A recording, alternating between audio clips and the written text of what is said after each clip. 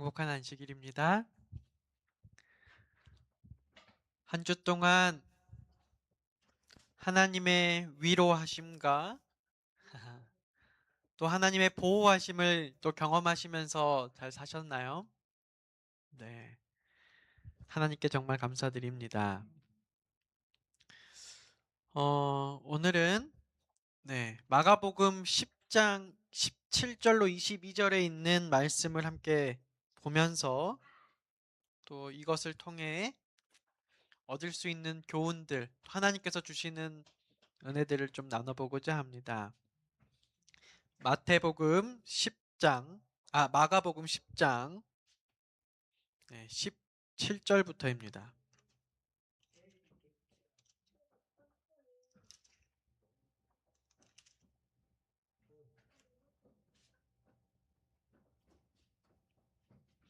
너무나도 잘 아는 이야기예요. 이 말씀으로 설교를 얼마나 했고 또 어떤 부분들로 어떻게 많이 했는지도 모르겠습니다. 어, 함께 읽어보면서 오늘은 하나님께서 어떤 말씀을 저에게 주시는지 또 함께 나누도록 하겠습니다. 시작. 예수께서 길에 나가실새 한 사람이 달려와서 꿇어 앉아 묻자오되 선한 선생님이여 내가 무엇을 하여야 영생을 얻으리이까? 예수께서 이르시되 내가 어찌하여 나를 선하다 일컫느냐? 하나님 한 분 외에는 선한 이가 없느니라. 내가 계명을 안 하니 살인하지 말라, 간음하지 말라, 도적질하지 말라, 거짓 증언하지 말라, 속여 빼앗지 말라, 내 부모를 공경하라 하였느니라. 그가 여짜오되 선생님이여 이것은 내가 어려서부터 다 지켰나이다.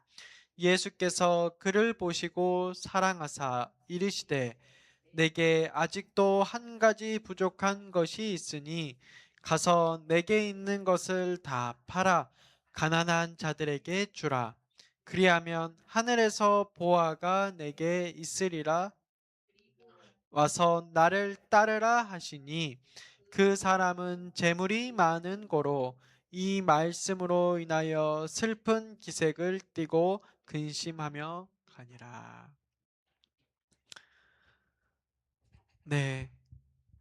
오늘은 제목을 따로 정하진 않았는데도 설교를 쓰는 친구들 위해서 주제를 말씀드리도록 하겠습니다. 부자 법관이 지킨 율법. 어, 오늘 제가 묵상하고 싶은 키워드예요. 어, 부주제 혹은 더 깊은 이해로 하면은 율법을 바르게 이해하는 그리스도인. 네. 무엇을 묵상하고 싶은지 이제 키포인트는 바로 잡으셨죠. 여기 많은 내용들이 나와요. 많은 강해마다 구절마다 원어별로 주석을 참고하면서 하면은 뭐 할 게 많겠지만 어, 세상에 많은 사람들이 살아가고 있는데 율법을 바르게 이해하고 있느냐 못하느냐. 여러분 이 부자 관원은 본인이 말한 그 고백처럼 율법을 다 지킨 사람이 맞습니까? 네? 네. 왜 예수님은 부자 관원에게 가진 것을 다 팔아 가난한 사람에게 주라고 하셨을까요? 네. 하나님께서 생각하신 율법은 구제였습니까? 혹은 무소유였습니까? 어,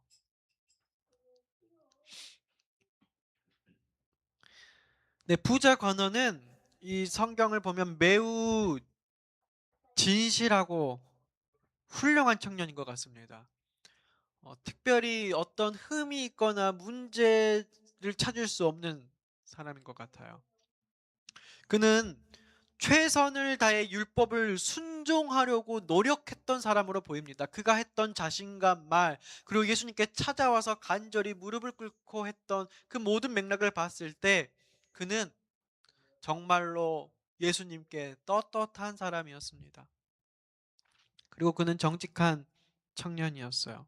그래서 세상에 인정받고 그는 관원이었고 부자였고 또 다른 우리 사복음서를 다 맞춰보면 그는 청년, 젊은 사람이었습니다. 재물이 많은 사람이었어요. 요즘 저는 저보다 젊은데 많은 부를 재산의 그 자유를 누리고 뭐 물려받은 것 말고요. 하는 사람들 보면 요즘 진짜 존경스럽더라고요. 때때로는. 예. 그는 아마 그 당시에 존경받았을지도 모르겠습니다. 그러나 이 부자, 이 청년에게는 무엇이 없었냐면 마음에 평안함이 없었습니다. 마음에 만족감이 없었어요. 그러니까 무엇이 없었을까요? 기쁨이 없었습니다. 그리고 고민했습니다. 왜 자신에게 참된 신앙의 기쁨이 없는지 깊이 고민했어요. 여러분, 우리는 누구입니까? 어, 혹시 우리는 어떤 마음으로 신앙을 합니까? 한번 질문 던져보았으면 좋겠습니다. 그래서 오늘의 이야기가 바로 이거예요. 이 청년이 예수님께 와서 묻는 질문이 뭐예요? 어떻게 하면 영생을 얻을 수 있습니까? 하였더니 예수님께서 하시는 대답, 그것이 바로 율법을 지켜야 한다 이 뜻이에요. 율법을 지켜야 한다. 이 부자 관원의 대답이 20절에 보니까 그가 여짜오다 선생님이여 이것은 내가 어려서부터 지켰다고요? 안 지켰다고요? 네, 다 지켰습니다. 야, 여러분들이라면 이렇게 대답하실 수 있겠어요?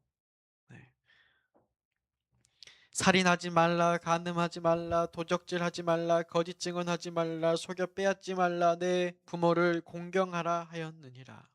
그것을 다 지킨 사람이었습니다. 저는 적어도 그가 거짓말한 것이 아니었다고 믿습니다. 그가 부모님을 공경하지도 아니하고, 그가 마음대로 도적질하고, 가는 마음은 마음을 품으면서 그런 숨긴 죄악들이 있으면서 예수님께 와서 전혀 얼굴 차팔 깔고 거짓말한 게 아니에요. 그는 정말로 다른 사람들 앞에 자랑할 정도로 세상의 악은커녕 우리 부모님께 효도한 아마 그 당시에 있었다면은 시장에게 효부상을 받은 혹은 장관에게 대통령에게 그런 상을 하나 두 개쯤 가지고 있었는지도 모르겠습니다. 그가 만들어낸 부로 그 부모님에게 할 수 있는 효를 다 했는지 모르겠어요.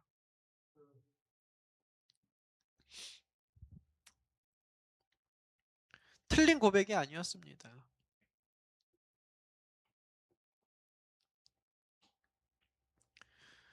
그런데 왜 예수님께서는 이 부자 관원의 대답이 마음에 들지 않았던 것 같아요.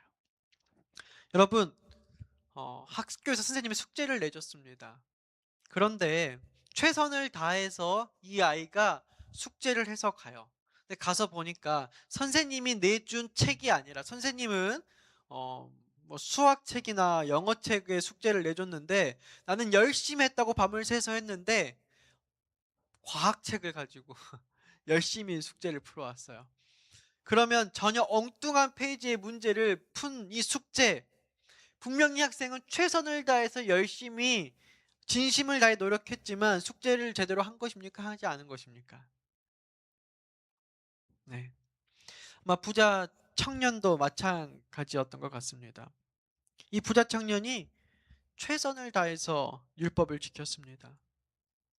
본인은 율법을 철석같이 지켰다라고 믿었을 것입니다.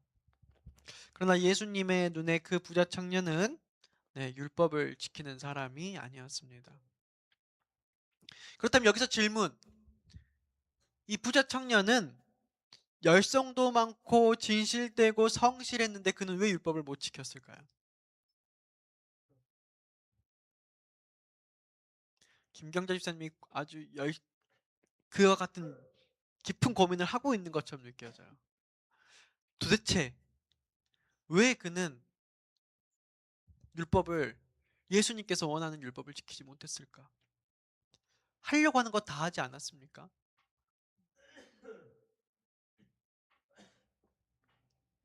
그 이유는 율법이 무엇인지 몰랐기 때문입니다. 율법이 무엇인지 모르면 율법을 어떻게 지켜야 하는지 당연히 모를 것입니다. 이것은 부자 청년, 오늘 묵상 범위에 대한 이 청년에 대한 문제가 아니라 그 당시의 모든 유대인들의 공통점 문제였습니다. 뿐만 아니라 그 시대뿐만 아니라 오늘날 우리 시대를 돌아본다 할지라도 우리에게도 여전히 동일하게 존재하는 공통된 문제라고 생각을 합니다. 여러분, 세상에 정말 많은 그리스도인이 있습니다. 그런데 저는 예전에 제가 늘 성경 공부할 때 이런 말을 많이 했던 것 같아요. 예수님을 믿는 사람이 N명이라고 한다면, 수학에서 우리가 N을 많이 쓰잖아요, 숫자를. N명이라고 한다면 구원론은 N개일 것이며 교파를 제대로 나누려고 본다면 N개일 것이다. 같은 교단 안에, 같은 교회 안에 있으면서도요, 우리가 그리스도를 믿는 건 같은데요, 저마다의 견해가 너무너무나 달라요. 그런데 그거 다 제쳐놓고 그리스도를 믿는 정말 세상에 많은 그리스도인들 중에 이 율법에 대한 이해에 따라 두 부류로 나누어질 수밖에 없다는 것입니다. 율법의 이해에 따라 어떤 사람들은요, 자신이 율법을 잘 지키며 훌륭한 신앙을 하고 있다고 생각할 수밖에 없습니다. 이 부자 관원이 그런 사람이었어요. 너희는 도적질하지 말고, 간음하지 말고, 살인하지 말고, 거짓말하지 말고, 속여 빼앗지 말고 내 부모를 공경하라. 오늘날에도 거짓말하지 않기 위해서 나의 온갖 노력을 다하시는 분들이, 선한 거짓말도 하지 않아, 십계명 지키려고. 내가 무언가 계명을 지켜서 그것을 행하고 스스로 나는 이 정도면 굉장히 행함으로 봤을 때 어디 뒤처지지 않는, 내가 정말로 나름 훌륭한 신앙을 하고 있다고 생각하는 그리스도인들이 있어요. 그러나 그 율법이 무엇인지 정확히 아는 것, 그 율법이 무엇인지에 따라 어떤 사람들은 정말 나의 연약함과 부족함을 매일매일 철저하게 느끼는 경우가 있는 것이에요. 그러니까 율법이 무엇인지에 따라서 우리는 율법을 통해서 스스로 만족할 수도 있고 자고해질 수도 있고 내 나름대로 내가 목표가 생기고 방향이 생기고 내가 할 일이 생기는 반면, 어떤 사람은 그 율법을 제대로 아는 순간 내가 할 수 있는 것이 하나도 없고 나의 무력감을 느끼고 어, 그렇게 되는 것입니다. 그렇기 때문에 여러분, 율법을 바로 아는 것, 그것은 신앙의 첫걸음입니다. 율법은 마치 저울과 같습니다. 올바른 저울을 사용해야 할 무게를 정확히 잴 수 있죠. 잘못된 저울을 가지고는 저희들이 정확한 무게를 잴 수가 없습니다. 저는 지금도 제 몸무게가 몇인지 정확히 모르겠습니다. 왜냐하면 재는 저울마다 1, 2kg씩 달라요. 그쵸?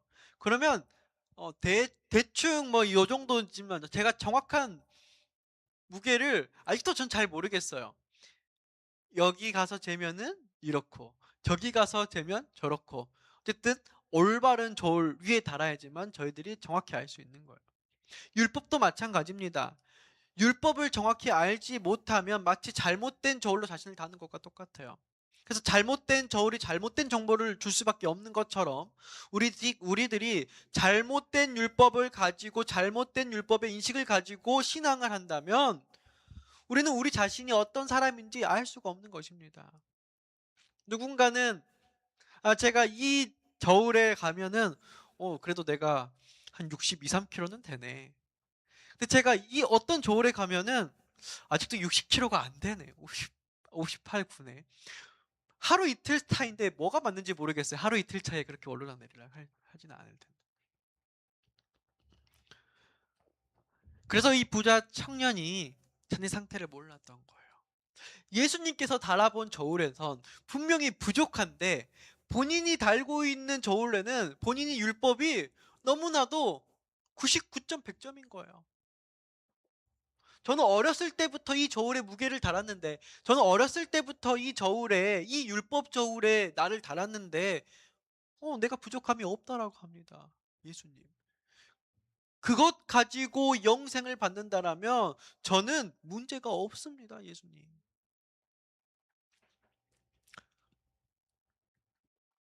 그런데도 이해할 수 없는 것은 이 부자 청년은 그렇게 율법을 잘 지켰다라고 예수님 앞에 진실되게 당당하게 말할 수 있는 사람이었지만 자신의 심령 속에 평안함이 없고 구원의 확신이 없다라는 것입니다.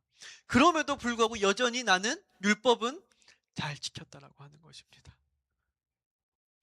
사랑하는 성도 여러분, 오늘 이 자리에 계신 여러분들 마음속에 하나님께서 주시는 구원의 확신이 지금 충만하시길 간절히 바랍니다.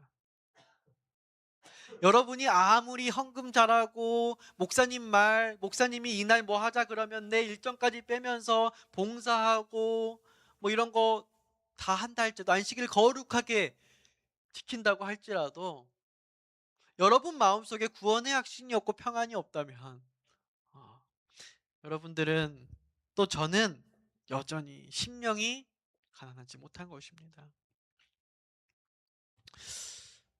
그래서 이러한 우리들의 생각, 이 부자 법관의 생각은 치명적인 오류였습니다. 율법에 대해 잘못된 인식으로 비롯된 것이었어요. 그리고 이것은 금방 심령이 교만으로 이끌어집니다. 하나님께 나아가게 하는 것을 막는 장벽으로 바뀌어버리는 것이에요. 무엇이요? 내가 믿고 있는, 내가 생각하는 그 율법이 오히려 나를 하나님께로 나아가는 것을 막고 오히려 내가 겸손해지는 것이 아니라 예수님의 품성을 닮아 겸허해지는 것이 아니라 교만해지는 것입니다. 그런데요, 이건 역시도 하나의 가르침이나 말씀으로 할 수 있지만 오늘 내가 하나님 앞에 어, 엎드려지고 무너지고 내 심령이 가난해진다 할지라도 내일 또다시 우리의 심령이 어떻게 굳어질지 모르는 거예요.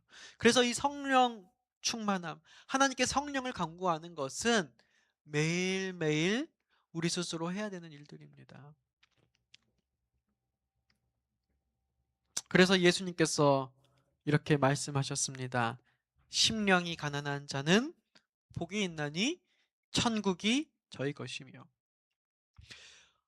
율법이 무엇인지를 더 깊이 아는 사람일수록 자신의 죄를 더욱더 깊이 깨닫기 때문에 심령이 낮아지고 더욱 겸손해집니다. 반면 율법의 요구가 무엇인지 잘 모르는 사람일수록 마음은 높아지고 자고해지는 것입니다. 자꾸만 스스로 높아져요. 가만히 있으면 스스로 높아져 있어요. 여러분, 그러면 율법은 무엇일까요? 오늘의 주제는 율법이 무엇인지를 명확히 알아야 지킬 수 있는데 율법이 무엇일까요? 우리 교회 엄청 오래 다녔잖아요. 성경 많이 읽었잖아요. 율법이 무엇일까요? 바로 대답할 수 있어야 되는데 로마서 7장 12절에 이로 보건대 율법은 거룩하고 계명도 거룩하고 의로우며 선하다라고 말합니다. 바울은 율법은 거룩하고 의로우며 선하다라고 기록하고 있습니다. 왜냐하면 율법은 하나님의 이게 품성들이거든요. 거룩하고 의롭고 선하다는 게. 율법은 하나님의 품성을 글로 표현한 거예요. 그게 뭐예요? 네, 이 성경책이에요. 하나님의 율법은 크게 보면 이 성경책이에요. 그리고 우리가 이거를 조금 더 자꾸 쪼개면 뭐 토라라고 하고 토라 안에 있는 십계명이라고 하고 십계명의 핵심을 우리가 또 뭐라 그래요? 설교 시간에 목사님 설교 많이 들었죠. 사랑이라고 뭐 그런 것 같아요. 그런데 뭐 그렇게 정답처럼 저희들이 외우는 것 말고 하나님의 율법은 하나님의 품성이에요. 그러니까 하나님이 나타내고자 하는 게 하나님의 율법이에요. 근데 그걸 글로 표현한 게 성경이에요. 근데 우리는 이 하나님의 율법을 잘 지킨다는 것은 다른 말로 말하면 하나님의 품성과 똑같은 삶을 살려고 척도를 잡는 거예요. 그러니까 이 율법이 하나님의 품성과 똑같이 살려고 하려고 하니까 돼요, 안 돼요? 내 스스로 할 수 있어요, 없어요? 율법을 거짓말하지 않는 걸로 따지면 우리 거짓말 안 할 수 있어요.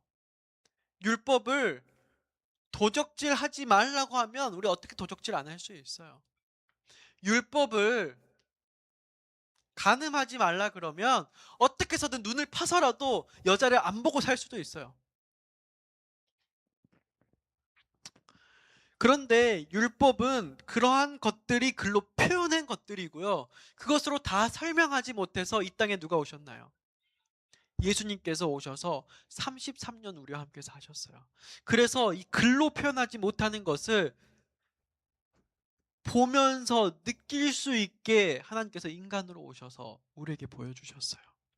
그러니까 예수님께서 이 땅에 오셔서 사는 방법대로 우리가 똑같이 사는 것이 뭐예요? 율법이에요. 예수님께서 어떻게 사셨나요? 그래서 우리는 예수님께서 그분의 삶 자체가 율법이기 때문에 우리는 그 삶을 면밀히 살펴봐야 하는 것입니다.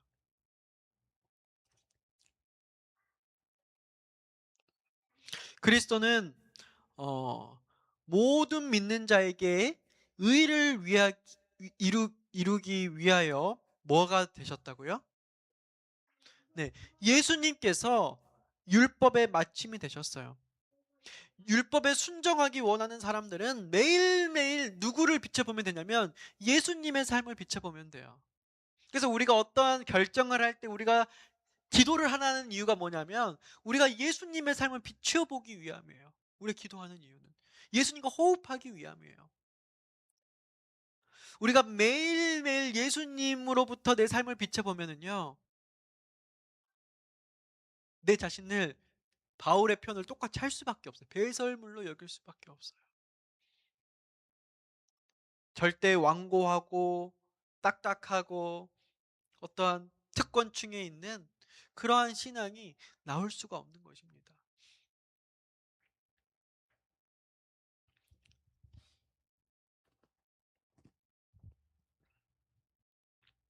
그래서 예수님께서 부자 청년에게 이렇게 말씀하셨습니다. 뭐가 있다고요? 너에게 아직도 한 가지 부족한 것이 있으니. 근데 이 부족은 너무나도 치명적인 것이었어요. 그것은 바로 하나님에 대한 사랑이었습니다. 좀 더 말하면요. 좀 더 정확히 말하면 하나님을 최고로 사랑하는 마음이었어요. 여기서 우리는 율법을 지킨다는 것이 무엇을 의미하는지 깨달을 수 있습니다. 그것은 바로 하나님을 최고로 사랑하는 것입니다. 서기관 중에 한 사람이 예수님께 물었습니다. 모든 계명 중에 첫째가 무엇입니까? 10계명이 있잖아요. 율법이 많은 건데 그 중에 첫째가 무엇입니까? 그때 예수님께서 대답하셨습니다. 내 마음을 다하고 목숨을 다하고 뜻을 다하고 힘을 다하여 누구를 사랑하라고요? 누구를 사랑하라고요? 율법은 하나님을 최고로 사랑하는 것이에요. 정리하면 율법은 하나 율법은 하나님의 품성입니다. 그리고 하나님의 품성은 하나님을 최고로 사랑하는 것이에요. 그럼 부자 관원에게 한 가지 부족한 것은 무엇이었어요? 하나님을 사랑했어요. 부자 관원 하나님 사랑했습니다. 근데 하나님을 최고로 사랑하지 못했어요. 그래서 예수님께서는 그에게 오신 그 부자 청년에게 무엇을 알려주고 싶었냐면은 그래 너 정말 잘했다. 그런데 너에게 아직 한 가지 부족한 것이 있는데 너 나를 아직 최고로 사랑하지 않아. 그 부자 간원이 하나님보다 더 사랑하는 것이 딱 한 가지 있었는데 그는 자신의 어떤 모든 것을 다 내버렸는데 그가 한 가지 하나님보다 더 사랑한 것이 있었는데 그게 무엇이었어요? 네, 재물이었습니다. 율법은 하나님을 최고로 사랑하기를 요구합니다. 만약 부자 청년이 예수님을 최고로 사랑했다면 예수님께서 이렇게 말했을 때 누구처럼? 베드로처럼 자기가 가진 모든 것을 내버려 두고 예수님을 따랐을 것입니다. 그러면 이 부자 청년은 정말 12 제자들 중에서도 아마 뛰어난 제자가 되었고 오늘날 우리 기독교의 전 세계 복음화에 큰 영향을 미친 훌륭한 사도가 되었을 것이에요. 그런데 그는 하나님을 사랑하는 것보다 재물의 사랑이 더 컸기에 그 부자 청년의 고백은 하나님 앞에 기만이었습니다. 사랑하는 성도 여러분, 때때로 우리가 하나님을 최고로 사랑하지 않으면서 우리가 마치 율법을 지키고 있는 것 마냥 생각하고 행동하는 것은 하나님 앞에 최고의 기만이라는 사실을 기억하시길 바랍니다. 오늘의 교훈은 재물을 사랑하지 말라는 것이 아닙니다. 누군가는 재물보다 하나님을 사랑하는 사람이 있습니다. 제가 보니까요, 정말 어떤 분들은요, 자신의 재물을 모을 줄을 몰라요. 정말 하나님께라면 모든 것을 다 내어놓는 분들이 있습니다. 그런데 그분이 하나님보다 자기 명예를 더 사랑한다면, 그러나 그분이 하나님보다 자기 자식을 더 사랑한다면, 그러나 그 사람이 하나님보다 나의 취미생활, 나의 드라마, 혹은 내가 아끼는 어떤 것 더 사랑한다면, 거룩한 안식일, 하나님께 집중하는 안식일, 하나님보다 내 시선과 마음이 가는 다른 어떠한 것이 있다면 우리는 그것을 우상이라고 하는데 하나님은 그 우상을 허락하는 것을 허용하지 않는다는 것입니다. 그것은 율법을 범하는 것이라고 말하고 있습니다. 여러분, 너무 무리한 요구인가요? 제가 이 설교를 준비하면서 저조차도 하나님의 복음은 참 어떤 사람들에게는 받기가 쉽지 않겠다. 이 부자 청년이 그토록 평생을 천국을 그리며, 그쵸? 모든 것을 지키겠다고 살고 왔는데 하나님은 그 딱 하나마저도 내놓으라고 하는 것처럼 느껴져요. 내가 이 정도로 다른 세상 사람들은 다 자기를 위해서 사는데 나는 그래도 내 인생의 80%, 90%를 하나님을 위해 살았는데 그런 나에게 하나님은 가격하게 너 그것마저 내놓지 않으면 너에게 뭐가 없다? 오늘 질문 뭐냐? 영생이잖아요. 너 영생이 없어. 구원이 없어. 천국이 없어. 너무 과격하게 느껴져요. 세상도 그렇지는 않아요. 그렇게 우리가 악하다고 하는 악덕 주인도 그러지는 않아요. 하물며 개에게도 무엇을 시킬 때 개의 지분을 주면서 합니다. 개 집도 마련해주고 개 사료도 주고 물도 주면서 하는데 우리에게 어느 것 하나도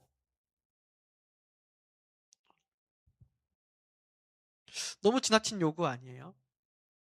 근데 한번 이렇게 생각해 보았습니다. 우리는 하나님과의 그런 거래적 관계자가 아닙니다. 우리는 하나님과의 결혼 대상자예요. 우리의 신랑이신 예수 그리스도. 여러분, 우리의 배우자가 저희 집사람이 저보고 평생 나만 사랑하라고 하는 말이 이상하게 느껴집니까? 너무 당연한 말이죠. 결혼할 때 무덤에 들어가기 전까지 평생 이 사람 한 명만 사랑하겠다고 우리는 서약을 하기도 합니다. 우리는 이것을 지나친 요구라고 말하지 않습니다. 만약 여러분의 배우자가 1년에 딱 365일 중 364일은 당신만을 사랑하고 당신과 함께 할 텐데 딱 하루만 내가 전 연인과 하룻밤만 지나게 해달라고 하면 여러분 허락하실 수 있겠습니까? 절대 안 되죠, 김 기자 집사님. 네. 아니 우리 최병일 장로님이 평생에 김 기자 집사님이 오라 그러면 오고 가라 그러면 가고 입으라 하면 입고 벗으라면 벗고 이렇게 가정을 위해서 살아오셨는데 딱 하루만 내 맘대로 하겠다면 기뻐요, 안 기뻐요? 안 기뻐요? 진짜. 우리 저번에 최병일 장로님과 미역국을 먹는데요. 내가 평생에 우리 집사람이 시키는 대로만 하는데 오늘만 내가 먹고 싶은 가자미 미역국 먹겠다고 하시고 드시는데 제가 김기현 집사님 표정을 계속 유심히 봤어요. 아, 허락해 주시더라고요. 근데 하나님은 허락 안 해주신대요. 네.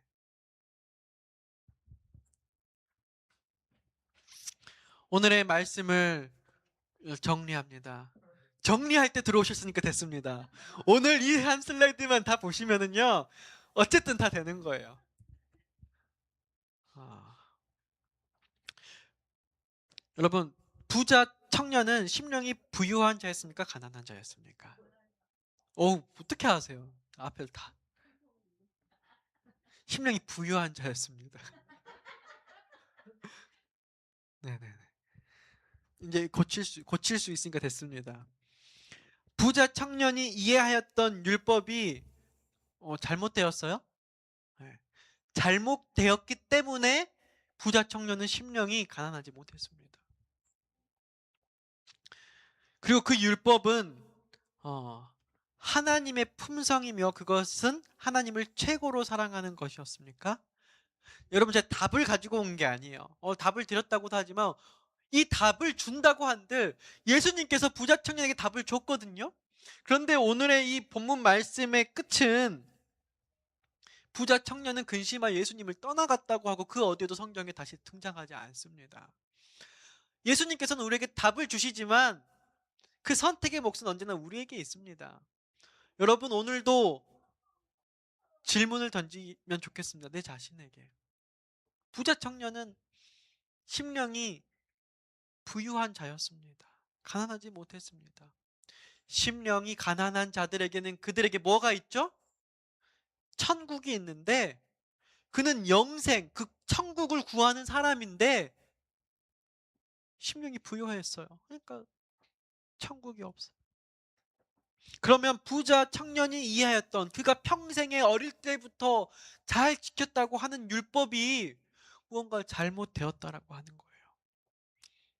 그러면 올바른 율법이 무엇인지 아는 게 정말 중요한데 그 율법은 하나님의 품성이며 그것은 하나님을 최고로 사랑하는 것입니다. 예수님과의 대화가 부자 청년이 아닌 오늘 나와의 대화였다면 나는 과연 근심하고 예수님을 떠나갈까? 아니면 예수님을 따라갈까? 여러분 대답은 무엇입니까? 떠나갈 것 같아요? 그래서 정각 출석을 해야 됩니다. 우리 정각 출석을 하셔서 이 본문 묵상을 함께 보신 분들이 대답해 주시면 좋겠습니다. 여러분 예수님을 떠나가시겠습니까? 예수님을 따라가시겠습니까? 쉽지 않습니다. 우리들 스스로 할 수 없습니다. 사실상 따라가는 것조차도 우리가 예수님께 맡겼을 때 예수님께서 따라올 수 있도록 우리의 심령을 인도해 주시고 초청해 주시는 것입니다. 내가 예수님보다 더 사랑하는 것이 있는가? 다 한번 생각해 보셨으면 좋겠습니다. 우리 이경수 씨 너무 당당합니다. 사랑하는 게 많습니까? 네. 그래서 여러분들 이 현실 앞에 오늘 하나님 예수님과의 대화에 진심으로 내가 들어갔으면 좋겠습니다. 그냥 부자 청년의 얘기가 아니라 오늘 하나님이 오늘 저희들에게 임재했습니다. 똑같이 묻습니다. 너 나를 최고로 사랑하느냐? 어, 저는 하나님 앞에 부자 청년처럼 재물 가진 게 별로 없어서 그런지 뭐 재물이 저에게 큰 뭐 뭔가 되는 것 같지는 않습니다. 그러나 그것 또한 모릅니다. 현재 제가 자족하기 때문에 하나님께서 지금 있는 제 재물을 가져갔을 때 제가 또 어떻게 하는지 몰라요. 사랑하는 성도 여러분, 오늘 이 질문을 통하여 어, 예수님 없이 내가 소유하고자 하는 것이 있는지 고민해 봤으면 좋겠습니다. 이 고민이 없이 하는 신앙, 저희들 절대로 심령을 가난하게 할 수 없습니다. 오늘 나의 심령은 부유합니까? 가난합니까?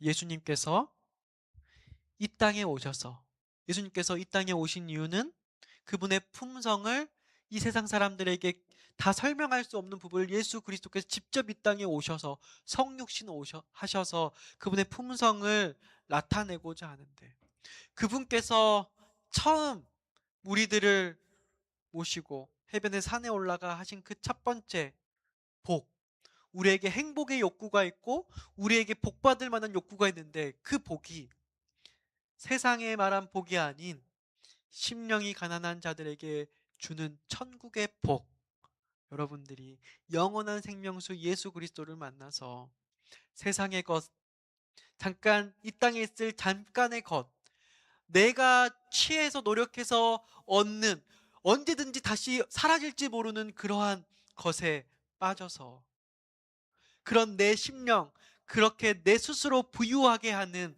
내 스스로 뭔가를 자족하는 그런 것에 빠져서 영원히 우리에게 천국을 선물해 주시는 예수 그리스도의 초대를 거절하지 않는 저와 여러분이 되시기를 간절히 바라면서 오늘의 말씀을 줄이도록 하겠습니다.